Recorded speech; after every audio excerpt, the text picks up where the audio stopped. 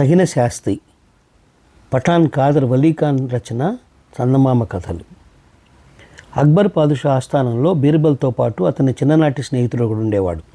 బీర్బల్ తన ప్రతిభ వల్ల పాదుషాకు అభిమానపాత్రుడయ్యాడు. అతని స్నేహితుడు మాత్రం సంసారపు గొడవల్లో పడి మునిగి తేలుతూ పాదుషాను సంతోషపెట్టలేకపోయేవాడు.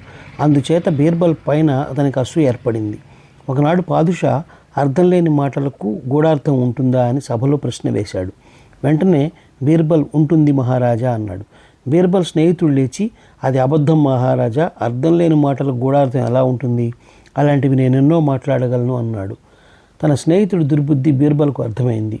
అతనికి బాగా బుద్ధి చెప్పాలనుకున్న బీర్బల్, నువ్వు అర్థం లేని మాటలు కొన్ని చెప్పు, పాదుషా వారు సమ్మతిస్తే నేను వాటికి గూఢార్థాలు చెబుతాను అన్నాడు. పాదుషా సమ్మతించాడు. ఆయనకు కావాల్సిందే అది. బీర్బల్ స్నేహితుడు గొంతు సవరించుకుని, తల్లికి తండ్రికి పుట్టనివాడు తాగి తండ్రిని కొట్టాడు అన్నాడు. ఈ మాటకు అందరూ ఆశ్చర్యపోయారు. తండ్రికి తల్లికి పుట్టనివాడంటూ ఎలా ఉంటాడు? ఉంటే వాడు తాగి తండ్రిని ఎలా కొడతాడు? అందరూ బీర్బల్ కేసు చూడసాగారు. బీర్బల్ క్షణం ఆలోచించి, సాధారణంగా ఎవడూ తనను కనిపెంచిన తల్లిదండ్రులను కొట్టడు. అలాంటి పని చేసేవాడిని తల్లికి తండ్రికి పుట్టనివాడు అంటాం. తాగి తండ్రిని కొట్టినవాడు తల్లికి తండ్రికి పుట్టనివాడనిపించుకోవడంలో ఆశ్చర్యం ఏమున్నది అన్నాడు. బీర్బల్ స్నేహితుడు ఈ సమాధానానికి బెత్తరపోయాడు. సభికులందరూ బీర్బల్ సమాధానానికి హర్షధ్వానాలు చేస్తుంటే అతనికి మతిపోయినట్లయింది. కొంతసేపటికి అతను తేరుకుని మరో అర్థం లేని మాట ఈ విధంగా చెప్పాడు. పాదుషా వారు వేటకు వెళితే తన గూటికి పోతున్న పక్షి పాదుషా వారిని చూసి నీటిలో దాగుంది. బీర్బల్ తడువుకోకుండా, అది సహజమే, పాదుషా వారు వేటాడుతుండగా గూటికి వెళుతూ ఒక పక్షి కనపడింది. పాదుషా వారు దాన్ని గురిగా కొట్టారు. అది కింద ఉన్న చెరువులో పడి మునిగిపోయింది అన్నాడు. మళ్ళీ సభికులు పెద్దగా హర్షధ్వానాలు చేశారు.